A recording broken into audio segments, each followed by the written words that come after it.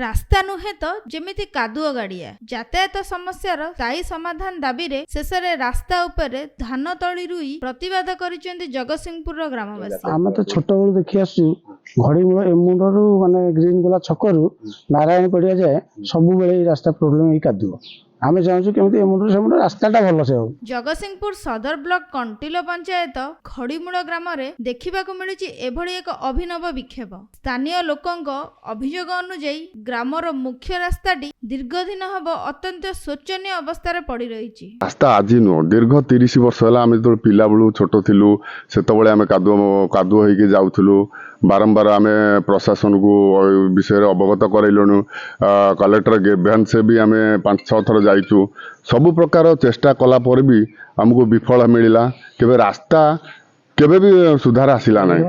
आज को दीर्घ दिन हेब आम गाँव रास्ता एभली भाव शोचनीय हो पड़ी जहाँकि आम यातायात करने भारी कष्ट पाऊ। प्रशासन जिते बार अनुरोध कले जिते जा पहुँचिकी कहले आज पर्यंत कौन कार्य हो पारि ना।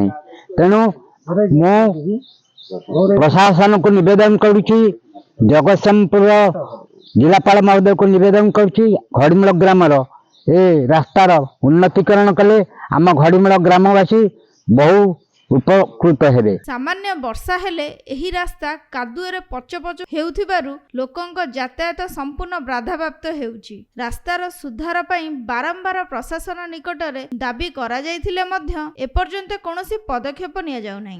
एहार प्रतिवाद रे आज ग्रामवासी माने रास्तार कादुओ मध्यरे धान तळी रुई नियारा ढंगरे निजर आक्रोश जाहिर करछन्ती। वर्षा दिने विद्यालयर छात्र छात्री मानक ठारू आरंभ करी वृद्ध वृद्धांग पर्यंत समस्ते यातायात पई नाही नथिबा समस्या भोगुथिबा बेले प्रशासन केबे एही रास्तार मरामती करूची ताहा एबे सबुठारू बड़ प्रश्न। जगतसिंहपुर जिल्लारू प्रशांत मल्लिक रिपोर्ट NTV।